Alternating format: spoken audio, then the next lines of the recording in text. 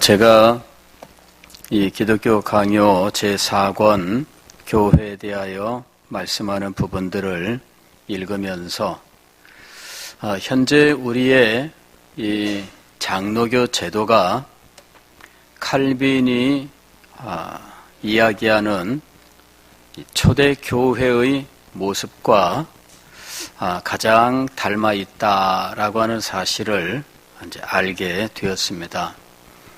이제 어떤 사람들은 칼빈이 제네바에서 어떻게 교회를 이루고 또 교회를 지도했는지에 대해서 관심을 갖고 그것이 오늘날 우리 장로교 제도의 모범이나 혹은 시작으로 생각하는 경향들이 있습니다.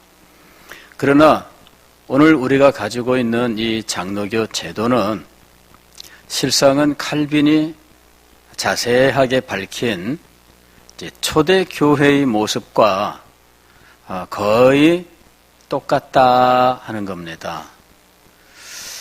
그래서 저는 이 초대 교회의 모습에 대해서 어떤 교회의 모습을 가지고 있었는지를 알기 위해서는 현대의 이 장로교 제도를 보아야 한다라고 생각하게 되었습니다. 현재 우리의 장로교 제도는 어떻게 되어 있습니까? 우리 서대신 교회와 같은 개교회, 이 교회가 각 지역에 세워져 있습니다. 이 교회들을 우리는 지교회 이제 이런 식으로 부르고 있는데 영어로는 로컬 처치라고 불러요. 로컬 처치라고 하는 것은 지역교회라는 말이에요.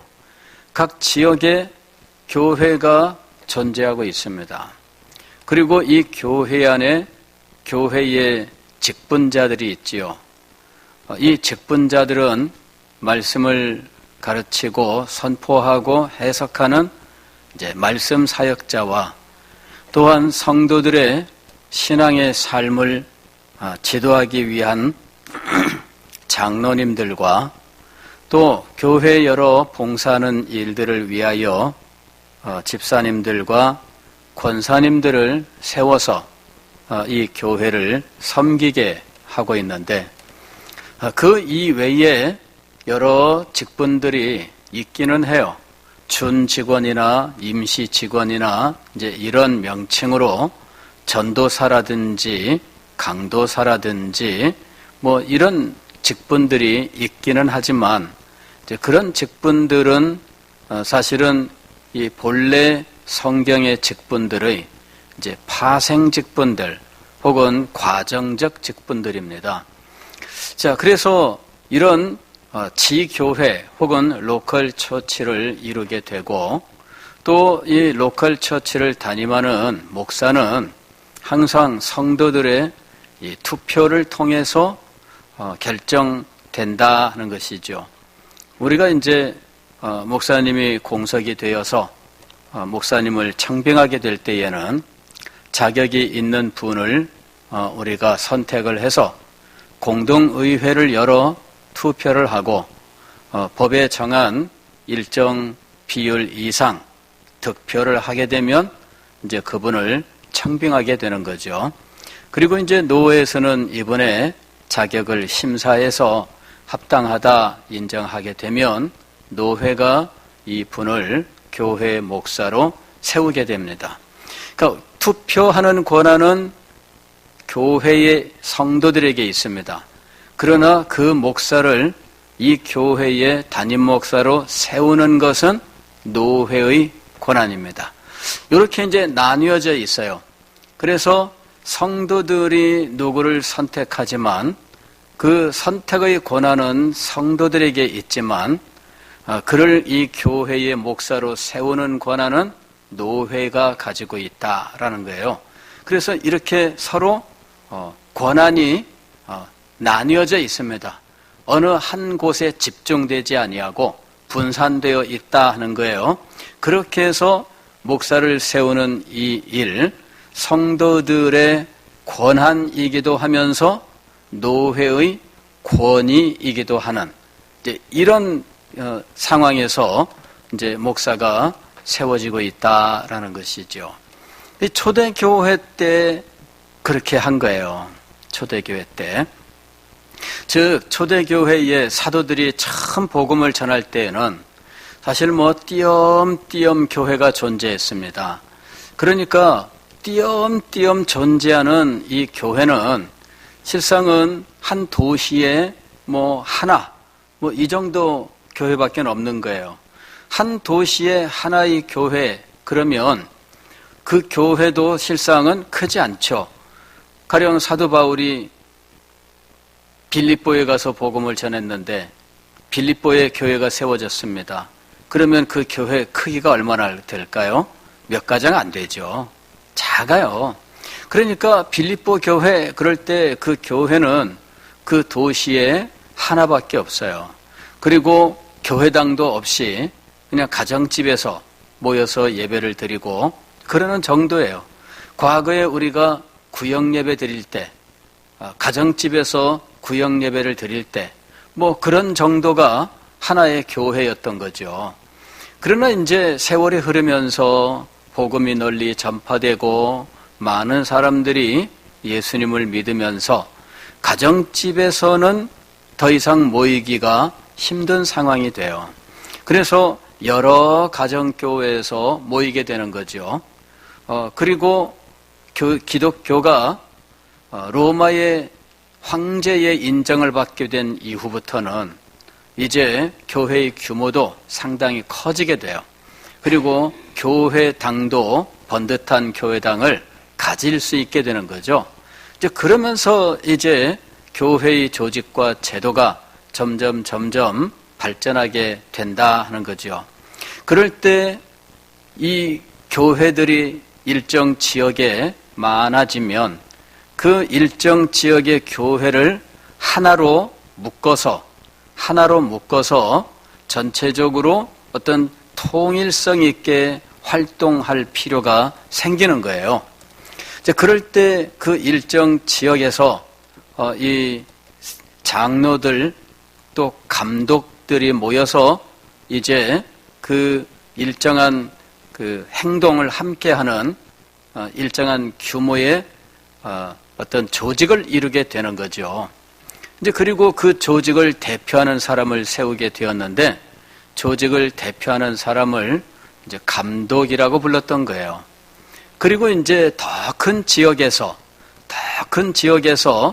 이제 여러 그 단위들이 더 큰 지역에서 함께하게 되면 이 감독들이 모여서 대감독이라고 하는 사람을 이제 세우게 되어 있는 거죠.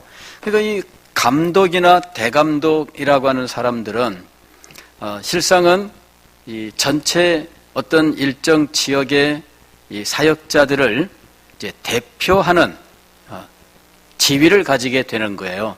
그러니까 계급이 더 높았다기보다는 이제 대표성을 가지는 사람이 되는 거죠. 그래서 일정 지역의 사람들이 모여서 회의를 한다 하면은 이 대표성을 가진 사람이 참여를 하게 되는 거죠. 그러니까 누구나 다 가야 되는 것이 아니라 대표들만 참석하게 되는 거예요. 자, 이런 형태가 바로 오늘날 우리 장로교회입니다. 장로교는 일정 지역의 교회들이 모여서 노회를 이루게 되고 또 이 노회가 모여서 현재 우리나라는 이제 총회를 이루게 돼요. 그런데 우리 대한예수교 장로의 헌법에는 노회와 총회 사이에 대회라는 것도 있어요. 그러나 아직 우리는 대회 제도는 법에만 있고 시행하고 있지는 않습니다. 자, 이 대회는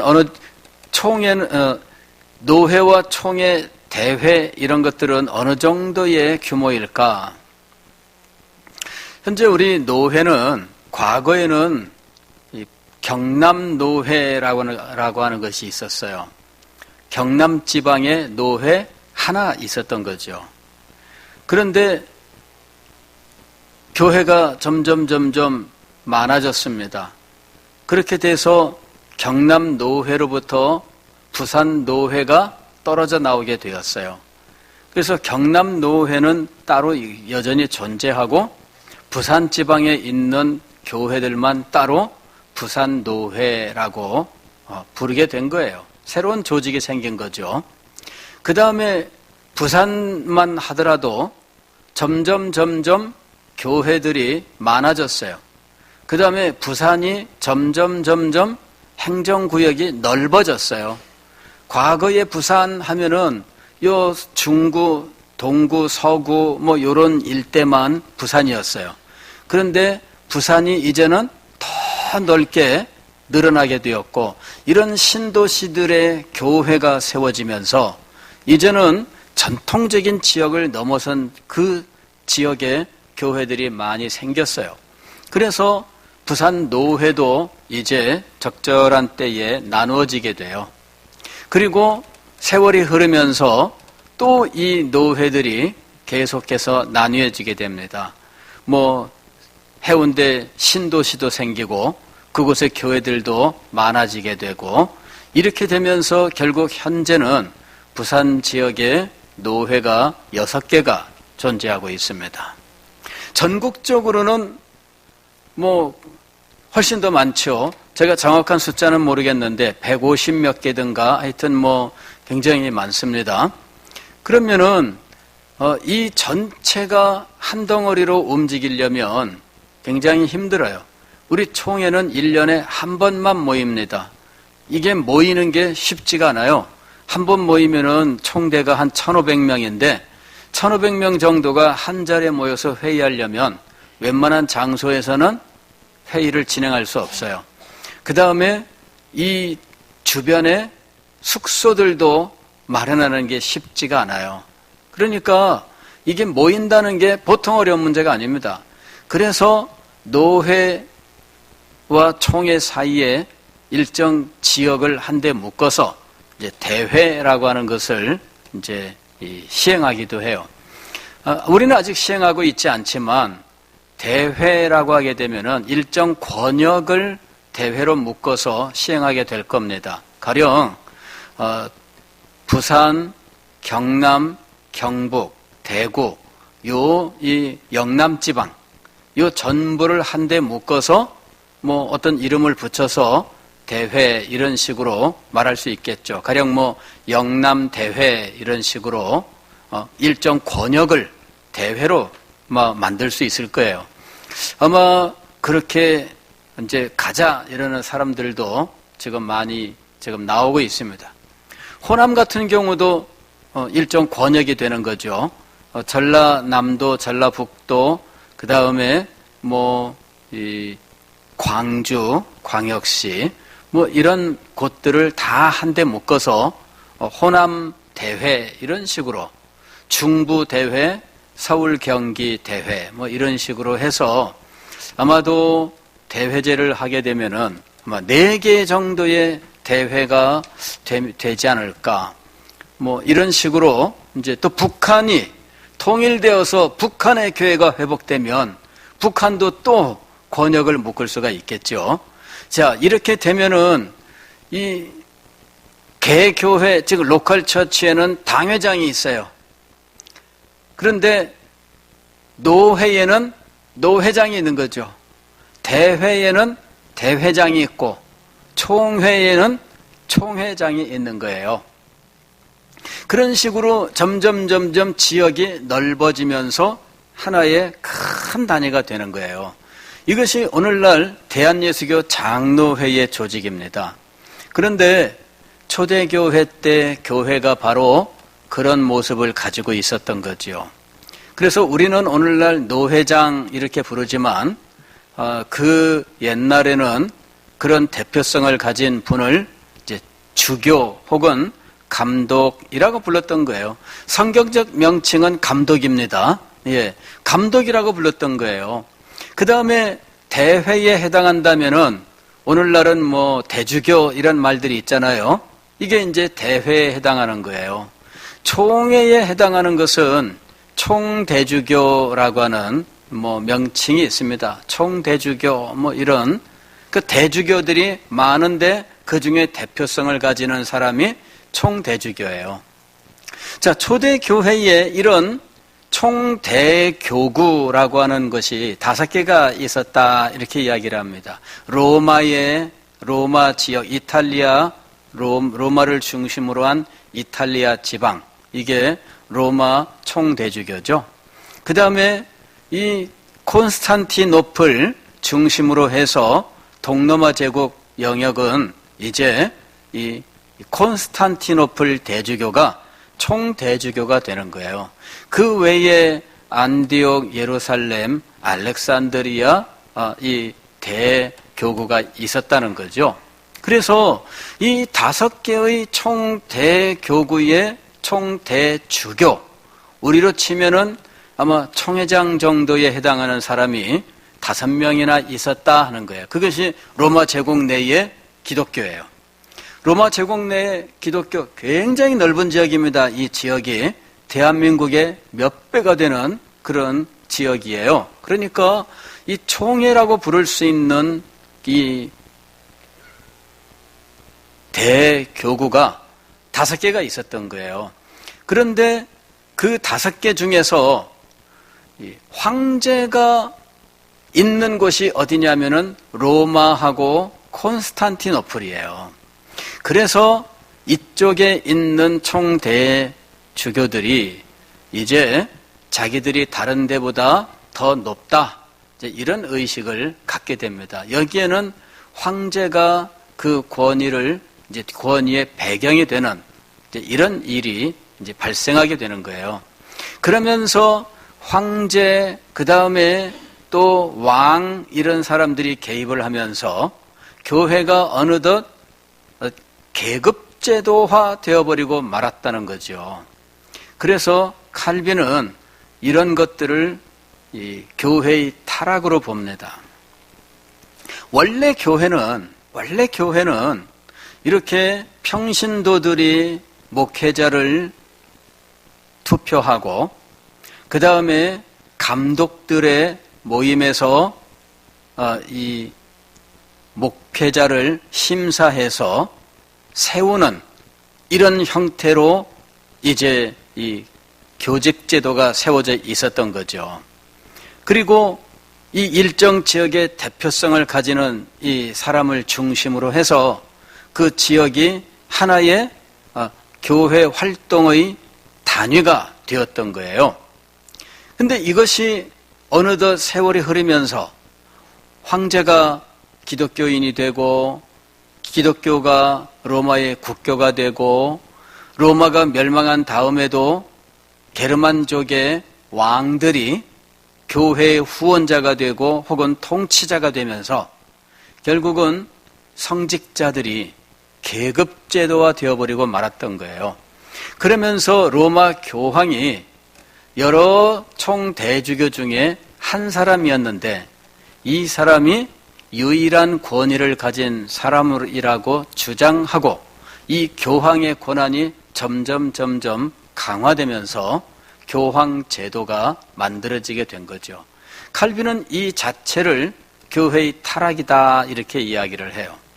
그리고 로마 교황의 권한이 강화되면서 로마 카톨릭 교회가 지상에서 유일한 교회, 보편 교회를 자처하게 되면서 교회의 권한이 지상에서 무소불위의 이런 권한으로 이제 자리 잡게 된 거예요. 이런 모든 것들을 타락이다 이렇게 얘기를 하는 거예요. 이게 타락이다. 왜냐하면은 로마 교황이 모든 성직자의 계급제도의 가장 꼭대기에 있어서 이 사람이 자기를 그리스도의 대리자라고 주장을 하는데 이 사람이 그리스도의 유일한 대리자인가? 그것이 문제가 되죠. 그 다음에 교황을 가리켜서 교회의 머리라고 부르는데 교회의 머리라는 이 주장은 성경과 맞지 않습니다. 왜냐하면 성경은 시종일관 교회의 머리는 그리스도니라고 선언하고 있기 때문이거든요. 그래서 지상에 있는 교황이 교회의 머리가 될 수 없다라고 하는 겁니다. 그래서 이 칼빈은 교황을 교회의 머리라거나 혹은 그리스도의 대리자라고 부르는 이런 것들에 대하여 이 잘못되었다, 이것이 타락이다라고 이야기를 해요. 그리고 이 교황의 권위를 주장하기 위해서 교황의 무오성까지 나가는 거예요. 무오성. 무오성이라고 하는 건 뭐냐면은 오류가 없다. 오류가 없다. 교황이 오류가 없나? 그죠? 그거는 말이 안 되는 겁니다. 인간은 오류가 있어요. 그 다음에 로마 교회는 오류가 없다. 이렇게 주장을 하는 거죠. 그러면 교회는 오류가 없느냐? 그렇지 않습니다. 교회는 오류가 있습니다. 그러니까 이제 이런 그 선언들이 성경과 맞지 않는다는 거죠. 그래서 칼빈은 이 모든 것들을 타락이라고 이야기한 거예요. 지난주에 교회는 주신 사명을 감당하기 위하여 이제 권세를 가지고 있다라고 이야기를 했죠. 교리권, 재판권, 입법권, 이와 같은 권세를 가지고 있다라고 이야기를 했는데, 칼빈은 이 권세조차도 이 한계가 있다 이렇게 이야기를 합니다. 즉 교회가 교리권을 가지고 있으나 교회가 교리를 만드는 권한을 가진 것이 아니라 교회는 성경의 가르침을 따라서 교리를 만들 뿐입니다. 즉 성경이 있어서 교리가 나오는 것이지 성경 없이 교회가 임의로 교리를 만들어내는 것이 아니에요. 요거를 우리가 잘 알아야 됩니다. 성경에서부터 교리가 나오는 거예요. 그리고 교회는 교리를 만들 때 반드시 성경으로부터 교리를 만들어야 되는 거예요. 그런데 성경하고 상관없이 교회가 자체적으로 믿어야 할 도리가 되는 교리를 만들 수 있느냐 하는 거죠. 그럴 수 없다는 거예요. 가령 우리는 연옥이라고 하는 것을 믿지 않습니다. 근데 가톨릭은 연옥이라고 하는 것을 믿지요. 그러면 연옥이라고 하는 것이 성경에 나오느냐 하는 거죠. 성경에 나오지 않습니다.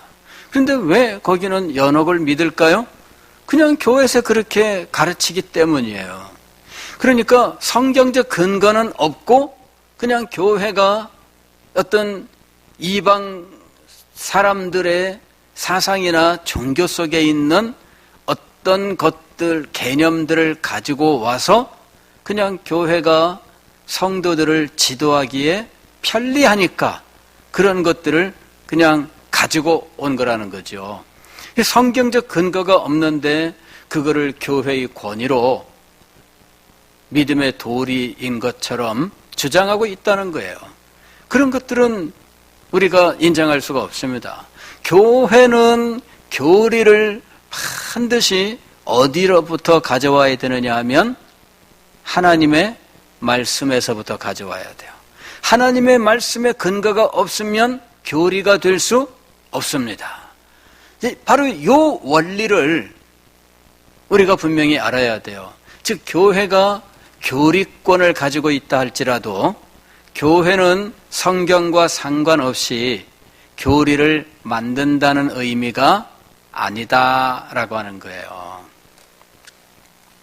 칼빈은 이 사실을 여러 가지로 논증을 해요. 가령 성경을 보면은 모세가 등장을 하고 제사장들이 등장하는데 모세는 하나님으로부터 성령의 감동으로 말씀을 받아 이 백성들에게 가르쳤어요. 모세 자신이 하나님이라고 하는 근원이 없이 하나님께서 성령을 통해서 그에게 말씀을 주시지 아니하면 모세는 이스라엘 백성들에게 한 글자도 가르칠 수 없었다라는 거죠. 모세 자신이 율법을 만드는 사람이 아니에요. 모세는 율법의 전달자이지 율법을 만든 사람이 아니에요. 선지자들도 마찬가지죠. 선지자들도 하나님께서 말씀하지 않으셨으면 그들도 말씀을 선포할 수가 없어요. 그런데 하나님께서 말씀하지도 않으셨는데 하나님의 말씀인 양 이야기하는 것이 있죠. 그런 사람들을 가리켜서 뭐라고 이야기를 해요? 거짓 선지자라고 이야기를 하는 거예요. 너는 그들에게 말한 적도 없는데 그들은 내 이름으로 말하는도다. 그들이 누구예요? 거짓 선지자예요. 즉 선지자들이 진정으로 선지자가 되는 이유는 하나님께로부터 말씀을 받았기 때문이죠. 사도들도 마찬가지입니다. 우리는 사도들이 성경을 기록한 사람이라고 알고 있어요. 그런데 사도들이 임의로 성경을 기록할 수 있는가? 그렇지 않습니다. 사도들이 성경을 기록했을 때 그냥 그들이 쓴 아무거나 다 성경이 되는 것이 아니라 성령의 감동으로 된 것으로, 즉 성령의 감동, 이것이 우리는 영감이라고 불러요. 즉 영감, 성령의 감동이 있어야만 그것이 비로소 하나님의 말씀이 되는 거예요. 그러니까 이것이 없다면 하나님의 말씀일 수가 없죠. 오늘날 우리한테 성경, 구약성경 39권, 신약 27권이 주어졌는데 이 성경만 우리는 성경이라고 불러요. 왜? 이는 성령께서 영감하셨고 또 역사를 통하여 성령께서 이것만을 하나님의 말씀으로 보존하셨기 때문입니다. 그래서 우리는 이 39권과 27권 신구약 성경을 하나님의 말씀으로 받고 있는 거예요. 그리고 우리가 만든 모든 교리들, 역사 속에서 만들어진 이 교리들은 바로 이렇게 성경으로부터 나온 것이다 라는 거예요. 즉 교회는 교리를 만드는 권한을 가졌으나 그 교리는 반드시 성경에 근거를 두어야 합니다. 이런 제한이 있다라고 하는 거예요. 교회가 가지고 있는 이 재판권도 마찬가지예요. 교회는 성도들의 그 삶의 순결을 위하여 그리고 교리의 순결함을 위하여 재판을 하는 일들이 있죠. 권증이라고 이야기합니다마는 이 재판을 할 때 권한을 가지고 있어요. 교회가 가지는 이 재판의 권한, 이것을 우리는 이것이 한계가 있다라고 하는 사실을 알아야 됩니다. 가령 오늘 우리가 읽은 이 마태복음 16장 19절 보면은 내가 천국 열쇠를 네게 주리니, 여기 예수님께서 베드로가 주는 그리스도시요 살아계신 하나님의 아들입니다 라고 신앙 고백을 한 이후에, 크게 기뻐하신 후에 내가 이 반석 위에 내 교회를 세우리니 라고 말씀하셔요. 그리고 난 이후에 내가 천국 열쇠를 네게 주리니 네가 땅에서 매면 하늘에서도 매일 것이요 네가 땅에서 무엇이든지 풀면 하늘에서도 풀리리라 하고 말씀하십니다. 이 말씀을 로마 교회에서는 베드로가 지상교회의 대권을 받았다, 그리고 천국에 들어가고 말고의 권한을 받았다라고 이야기를 하는 거죠. 그리고 베드로의 후계자인 로마 교황이 베드로로부터 이 권한을 받았다라고 이야기하는 거예요. 그래서 로마 교황이 이 권한을 가지고 천국에서 일어날 일들까지도 지상에서 로마 교황이 자기의 권세로 결정할 수 있는 것처럼 이야기를 하는 거죠. 정말 지상에 있는 교황이 천국에서 일어날 일들까지 결정하는 권한을 가지고 있는가? 이들은 연옥을 주장하면서 신자들이 죽었을 때 그가 지옥에 떨어지지는 않지만 당장 천국에는 못 간다. 왜?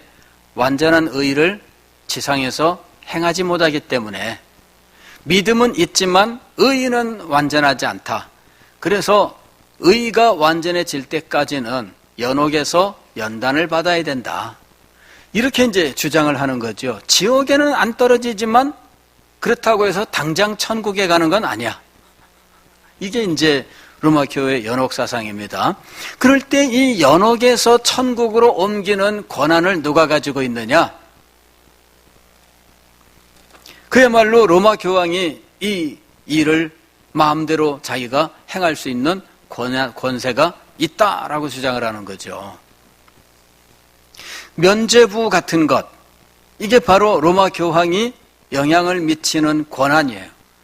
이게 죽은 사람에 대해서 영향을 미칠 수 있고 산 사람에 대해서도 영향을 미치는, 이게 면죄부라고 부르는 거예요. 이게 교황의 권한이라는 거죠. 그러나 성경은 교황이 아니라 그 누구라도 죄를 사하는 권세가 없다라고 이야기하는 거예요. 죄를 사하는 권세가 없다. 요 마태복음 16장 19절은 요한복음 20장에 있는 23절의 말씀과 연결돼요. 여기 보면은 너희가 네 죄든지 22장 23절 너희가 네 죄든지 사하면 사하여질 것이요 누구의 죄든지 두면 그대로 있으리라. 이거는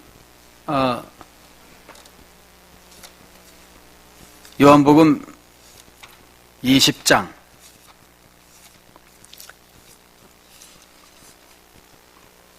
20장 23절입니다. 제가 쓰다가 이걸 밑에 빼먹었네요.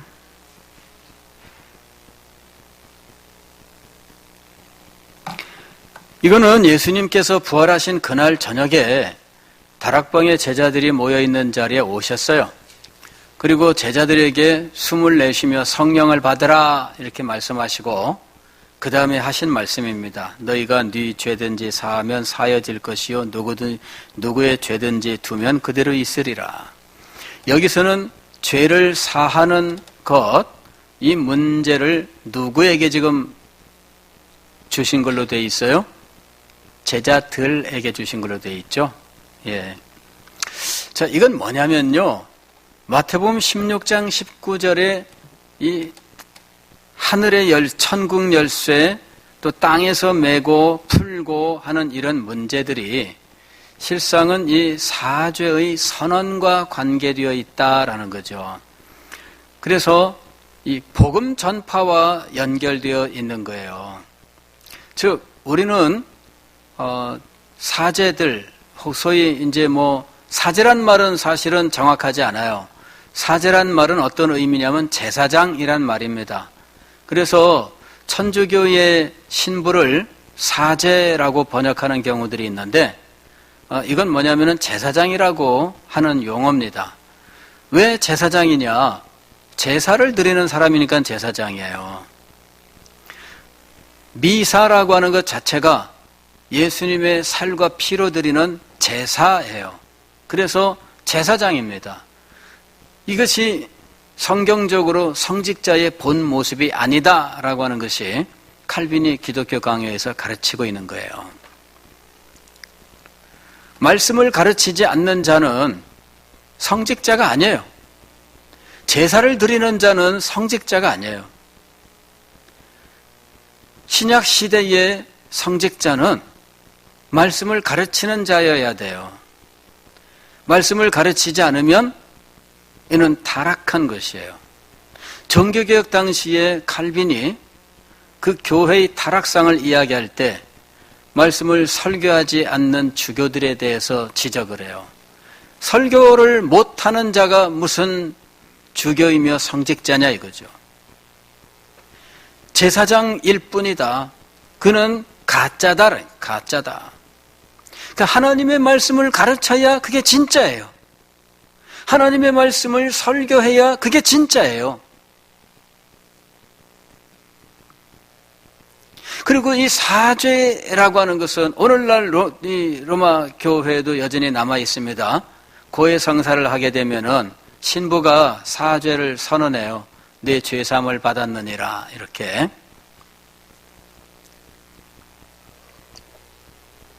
그리고 교황이 죄사하는 권세를 가지고 있다 이렇게 주장을 하죠. 그게 아니다는 거죠. 칼빈이 말하는 건 뭐냐면은 복음의 선포를 통하여 그 사람에게 죄사함의 확신을 갖게 하는 것을 말하는 거예요. 복음을 선포하여 사죄의 확신을 갖게 하는 것이 사죄의 선언, 즉 복음을 선포하는 것이 사죄의 선언이라는 거죠. 그래서 칼빈 당시의 예배 속에는, 예배 순서 속에는 사죄의 선언이라고 하는 것이 있었어요. 오늘날도 사죄의 선언을 넣어야 된다 해가지고 넣는 사람들도 있습니다. 근데 이게 무엇이냐 그러면은 우리가 말하는 간단한 복음이에요. 예수 그리스도께서 우리의 죄를 담당하기 위하여 십자가에서 돌아가셨고 그를 믿는 자에게는 죄사함의 은혜를 주신다고 하셨으므로 이제 우리가 예수 그리스도의 십자가와 그 보혈을 의지하여 주님께 나아가오니 그리스도의 십자가로 우리의 죄가 사하여졌음을 믿나이다. 우리가 기도할 때도 늘 하는 거죠. 이게 예식 중에, 예배 중에 진행되는 거예요. 이게 사죄의 선언이야. 다시 말씀을 드리면 복음을 간략하게 선언함으로 복음을 듣고 자기 죄가 용서받았다고 하는 사죄의 확신을 갖게 하는 거죠. 그러니까 이것 자체를 마치 실제 죄를 용서하는 권한이 교황에게 있다거나 신부에게 있다거나 아니면 베드로 한 사람에게 있다거나 그런 이야기가 아니라는 거죠. 그러니까 이 원리를 우리가 잘 알아야 됩니다. 중세 교회는 교황에게 이 모든 권한을 다 몰아주면서 그를 인간 가운데 가장 높고 하늘나라에 일어나는 일들까지도 그 권한을 가지고 행사할 수 있는 이런 존재로 만들어버리고 말았던 거예요. 이것이 바로 교회의 타락이다라는 거예요. 이거를 우리 그러면 어떻게 해야 될 것이냐? 성경의 모습으로 돌아가야 된다는 거죠. 성경의 모습으로 돌아가야 된다. 로마 교회는 성경을 최종 권위로 믿지 않습니다. 왜냐하면 성경을 결정한 것은 교회다 이렇게 이야기하거든요. 성경을 결정한 것이 교회다. 그리고 성경만큼 오래된 교회의 전통이 교회 안에 있다라고 이야기를 하는 거예요.